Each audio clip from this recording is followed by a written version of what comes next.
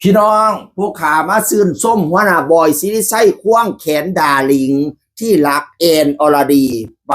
มอบทุนการศึกษาให้โรงเรียนเก่าโรงเรียนท่าขอนยางพิทยาคมพี่น้องเอ๋ยเมื่อวานนี่พระเจ้ามีการไหว้ครูวันพฤหัสที่25นะพี่น้องเอ๋ยแล้วก็ไป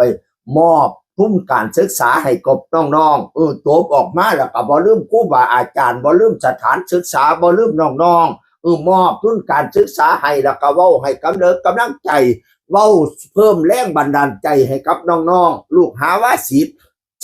อันโรงเรียนท่าขอนยางพิทยาคมพี่น้องเอ๋ย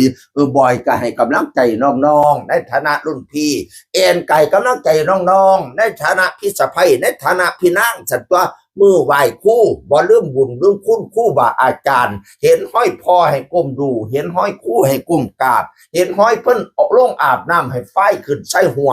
ยกไว้เนี้ยเก้าเท่าไว้เนี้ยหัวสัตว์ตัวเนาะคุณบิดามารดาคุณครู่บาอาจารย์คุณศีลคุณท่านให้เพิ่นมาปกมาบังให้มากังมาเลียมสิได้หงเฮียงเลี้ยงเหลี่ยมเฮ็ดหยังก็ได้เมื่อวานนี้ไปมอบทุนการศึกษาวันที่25มื้อนี้วันที่26เนี่ย26มิถุนายน2569เป็นวันเกิดบอยศิริชัยเกิดเมื่อวันสุนทรภู่โอ้ยกะหยอนเนาะเพิ่นเป็นนักบาทราชบัณฑิตเพิ่นก็เลยเกิดมื้อเดียวกันกับสุนทรภู่โอ้ยไม่สงสัยเลยหัวหน้าบอยเนี่ยสมองเฉลียวฉลาดเป็นนักปราชญ์เขียนกรเขียนกาบในสุดยอดแต่งกรลำก็สุดยอดพี่น้องเอ๋ยโอ้ยสมยศพี่น้องเอ๋ยสมกับเพิ่นเกิดมื้อดีมื้อมีโชคมีไส้มื้อวันสุนทรภู่อยู่เพิ่นเป็นนักปราชญ์คือกันเนาะบัดนี้นี่มันเกิดกะสาธุให้เจริญ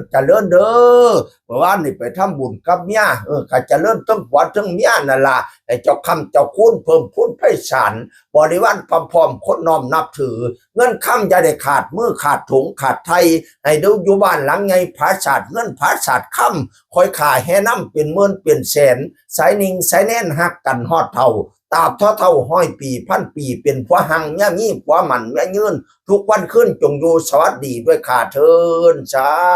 ธุมันยืนเด้อสุขสันต์วันเกิดแฮปปี้เบิร์ธเดย์ไว้พรทั้งผัวทั้งเมียพร้อมกันเรียบร้อยเลยให้ได้เป็นพร้อมให้ได้เป็นพ่อเป็นแม่คุณเฮือนหลายปีเดือนให้เจ้าได้ลูกน้อยมีคอยขาและเงินค้ำมีผู้นำเงินล้านออกจากบ้านอย่าได้มีศัตรูให้มีคนซอยสู้ซอยขนซอยหาบมีโชคลาภยังน้องมีเข้าของเน่นอังให้ได้นั่งเป็นเศรษฐีสองสามีภรรยาควนคูให้เจ้าอยู่ถาวรย่ำกินย่ำนอนอย่าได้อึดอย่าได้อยากของหล่นปากโภชนาอาหารของอาหารหลวงหลายเรือมากอย่าได้อึดได้อยากสรรพสิ่งอันใดให้ไปไว้มาคองให้เจ้าทองสินธรรมจุมมามั่มคำพระเจ้าหักกันจนฮอดเบื่อเท่าถือไม่เท่ายอดทองกระบองยอดเพชรผู้เด้อหัวหน้าบอยศิริชัยหัวหน้าแอนอรดีแฮปปี้เบิร์ธเดย์ทูบอยแต่ว่าแห่งไวยพรทั้งผัวทั้งเมียมันยืนเสียงคนกะเว้าสุฟังสวัสดีครับ